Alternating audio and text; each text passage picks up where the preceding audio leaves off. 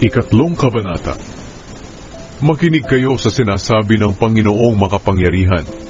Ipapadala ko ang aking mensahero. Mauuna siya sa iyo upang ihanda ang dadaanan mo. At ang Panginoon na inyong hinihintay ay biglang darating sa kanyang templo. Darating ang inyong pinakahihintay na sugo na magsasagawa ng aking kasunduan. Pero sino ang makatatagal sa araw ng kanyang pagdating? Sino ang makakaharap sa kanya kapag nagpakita na siya? Sapagkat para siyang apoy na nagpapadalisay ng bakal o parang sabon na nakakalinis. Lilinisin niya ang mga paring Levita tulad ng pagpapadalisay ng pilak at ginto upang maging malinis ang kanilang buhay at maging karapat-dapat silang maghandog sa Panginoon. Sa ganoon muling malulugod ang Panginoon sa mga handog ng mga taga-Huda at taga-Jerusalem gaya ng dati. Sinabi ng Panginoong makapangyarihan sa mga Israelita, darating ako upang hatulan kayo. Sasaksi agad ako laban sa mga mangkukulam, sa mga nangangalunya, sa mga sinungaling na saksi, sa mga nandaraya sa sahod ng kanilang mga manggagawa, sa mga nanggigipit sa mga byuda at mga ulila, at sa mga hindi makatarungan sa mga dayuhan. Gagawin ko ito sa inyo na mga walang takot sa akin. Ang pagbibigay ng ikapu. Sinabi pa ng Panginoong makapangyarihan, ako ang Panginoon ay hindi nagbabago. Kaya nga kayo mga lahi ni Jacob ay hindi lubusang nalipol. Tulad ng inyong mga ninuno, hindi kayo sumunod sa aking mga tuntunin.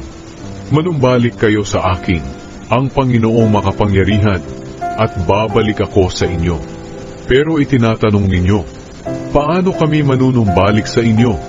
Magtatanong din ako sa inyo, maaari bang nakawan ng tao ang Diyos?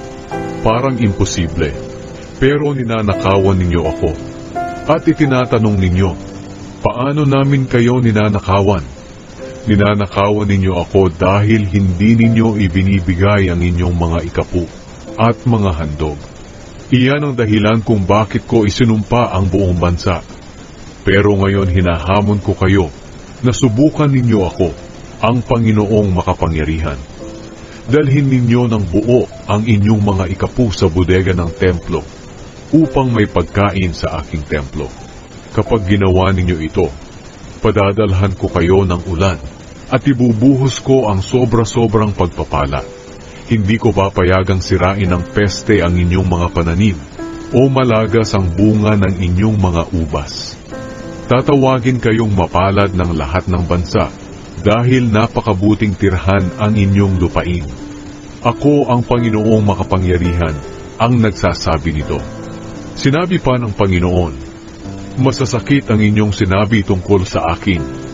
Pero itinatanong ninyo, ano ang sinabi naming masakit tungkol sa inyo? Hindi ba't sinabi ninyo, walang kabuluhan ang maglingkod sa Diyos? Ano ba ang mapapala natin kung susundin natin ang kanyang mga utos? At ano ang mapapala natin kung ipapakita natin sa Diyos na nalulungkot tayo at nagsisisi sa ating mga kasalanan? Masasabi pa nga natin na mapalad ang mga taong mayabang, sapagkat sila na gumagawa ng masama ay umuunlad. At kahit na sinusubukan nila ang Diyos, hindi sila pinarurusahan.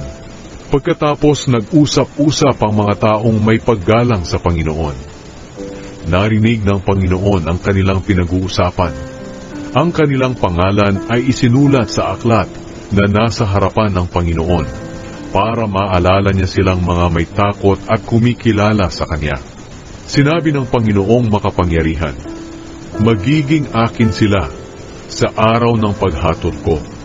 Ituturing ko silang isang tanging kayamanan. Hindi ko sila parurusahan, tulad ng isang amang hindi nagpaparusa sa anak na masunurin. At muling makikita ng mga tao ang pagkakaiba ng mabuti at ng masama, at ang pagkakaiba ng naglilingkod sa akin at ng hindi.